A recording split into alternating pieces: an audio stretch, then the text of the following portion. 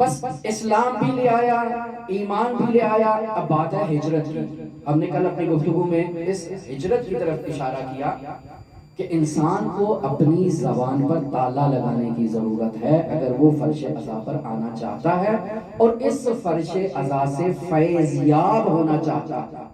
زبان میں سکوت اختیار کرے، خود کو سید الشہداء کی عزا سے متناسب کرے، جیسے جیسے اس میں سید الشہداء سے سنخیت بڑھتی جائے گی یہ حسینی تر ہوتا جائے گا، اور اس کے لیے ضروری ہے شرائط عزا پر عمل کرے جو کل بیان ہو چکا۔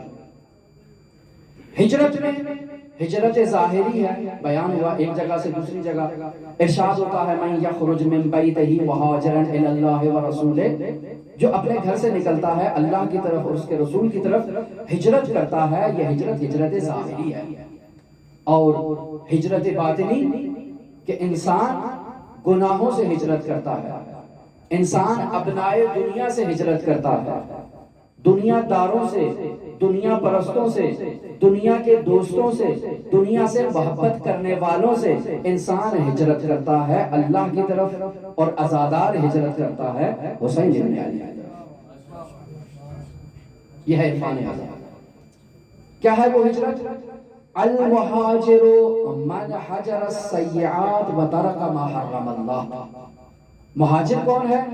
کہ جو گناہوں سے ہجرت کرتا ہے، جو اللہ نے اس کے اوپر حرام قرار دے دی ہے شے، یہ اس شے سے ہجرت کرتا ہے اللہ تبارک و تعالیٰ کی طرف۔ بس اگر عزادار ہے، اس نے اسلام قبول کیا، ایمان قبول کیا، یا زبان سے نہیں کیا، اپنے اعضاء و جوارح سے قبول کیا، لیکن گناہوں میں ابھی آلودہ ہے، اس کا مطلب یہ ہے کہ ابھی وہ ہجرت میں وہ بہت ہی کمزور مرتبے پر ہے۔ وہ جو زیرو کا بلب ہوتا ہے نہایت ہی کمزور مرحلے پر اگر فائز ہے، اس میں شدت نہیں آئی ہے ابھی اس ہجرت کی۔ شدت کی کیا ضرورت ہے؟ انسان اپنی زبان کو اپنے کنٹرول میں لے، انسان ابنائے دنیا سے دوری اختیار کرے، انسان دنیا پرستوں سے، مفاد پرستوں سے دوری اختیار کرے۔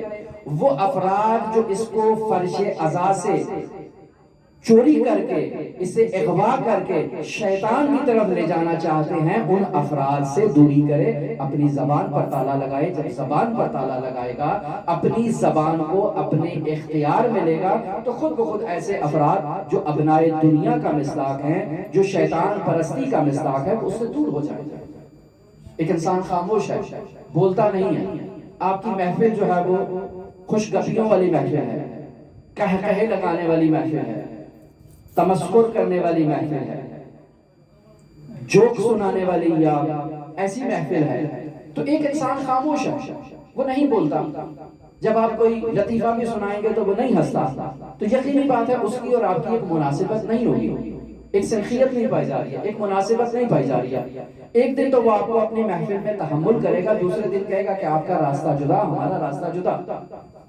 تو عزادار حسین بن علی اپنی زبان پر کنٹرول کرے گا تو عزائے سید الشہداء کے قریب آتا جائے گا، اور ایک ایسا مرحلہ آئے گا کہ اس کے وجود میں وہ جذبے کی کیفیت ایجاد ہوگی جو ایک عزادار کے اندر ہونی چاہیے، اور وہ عزادار مجذوب قرار پائے گا۔